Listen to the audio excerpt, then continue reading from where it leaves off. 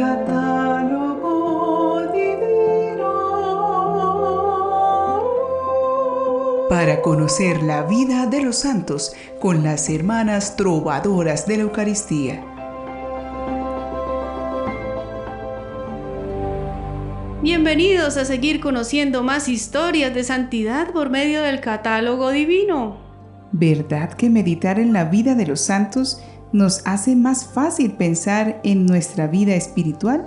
Claro que sí, y además nos da referencias acerca de cómo afrontar las situaciones difíciles apoyados en la gracia de Dios. Sí, porque una cosa es enfrentar un problema con las fuerzas que tenemos personalmente y otra con el impulso de Dios, que además de iluminarnos lo correcto, nos sostiene hasta el final. ¡Qué bendición esta experiencia! Enfrentarlo todo sabiendo que Dios nos apoya y nos acompaña. Pidamos entonces a los santos que se recuerdan en nuestra iglesia, en este día 26 de abril, su valiosa intercesión. Algunos de estos santos son: San Basileo, obispo y mártir; San Cleto, papa; San Esteban de Moscú, obispo; Santos Guillermo de Foggia y Peregrino, eremitas; San Pascasio Radberto, abad; San Primitivo de Gabio, mártir; San Ricario, presbítero; Beatos Domingo y Gregorio, presbíteros dominicos; y Beato Julio Junior Padern, presbítero y mártir. En este día conoceremos la historia de uno de los 233 mártires de la Iglesia Valenciana que vivió la persecución religiosa de España en el año 1936. Él es el Beato Julio Junior Padern. Julio nació en Villamaniscle, Gerona, en España, el 30 de octubre del año 1892.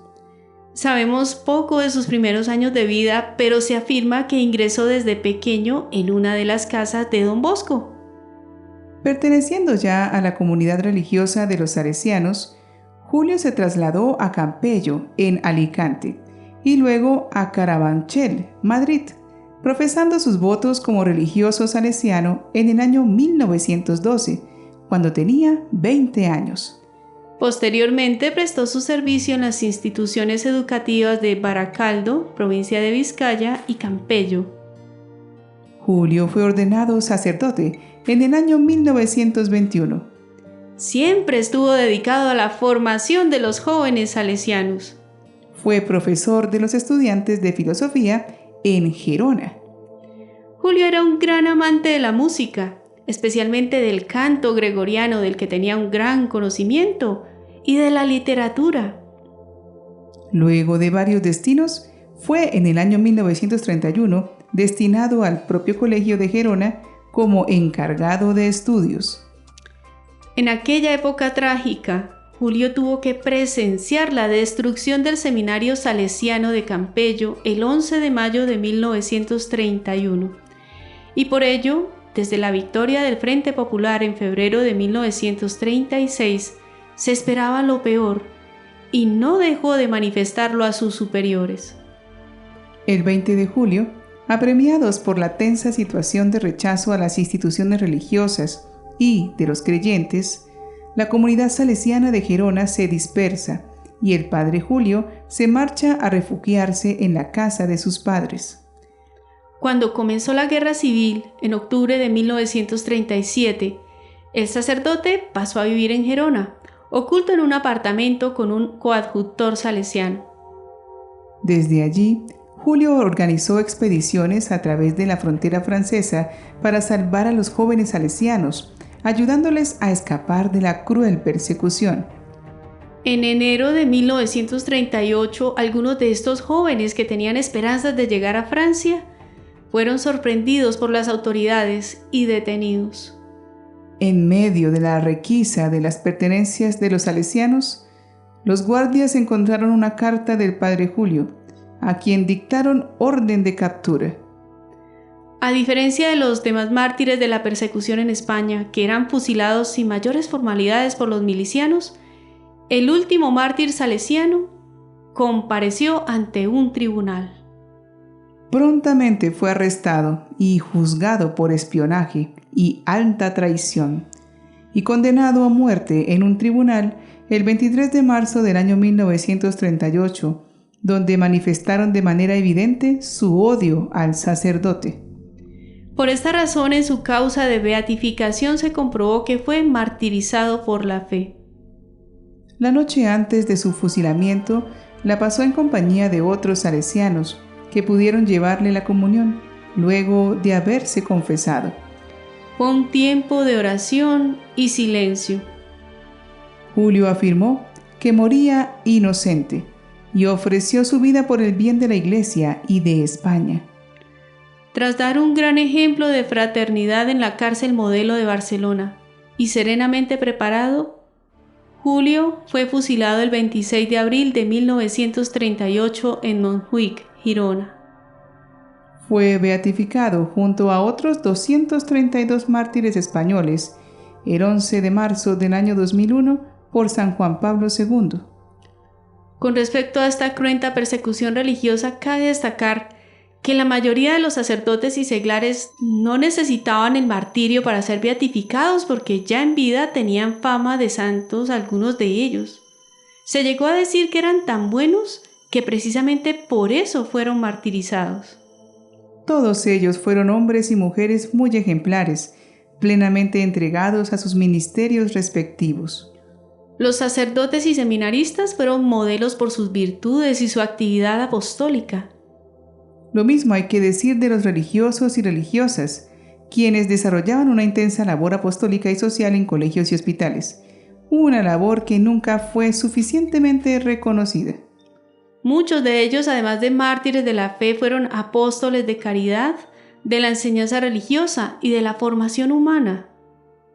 Los hombres, mujeres y jóvenes laicos eran muy piadosos, muy entregados a la Iglesia y a todas sus obras de caridad y apostolado. Nacieron y vivieron en familias de antigua tradición cristiana, recibieron una formación religiosa muy sólida y vivieron una auténtica vida cristiana alimentada diariamente con la Eucaristía, la devoción a la Virgen, el rezo del Santo Rosario y otras devociones particulares.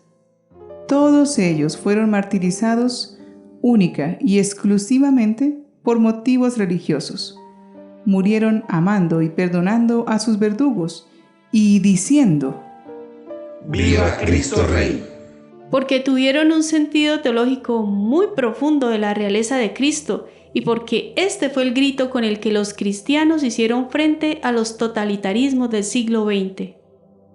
Así como ellos, la mayoría de nosotros hemos crecido recibiendo también esa formación cristiana y con la posibilidad de recibir frecuentemente los sacramentos.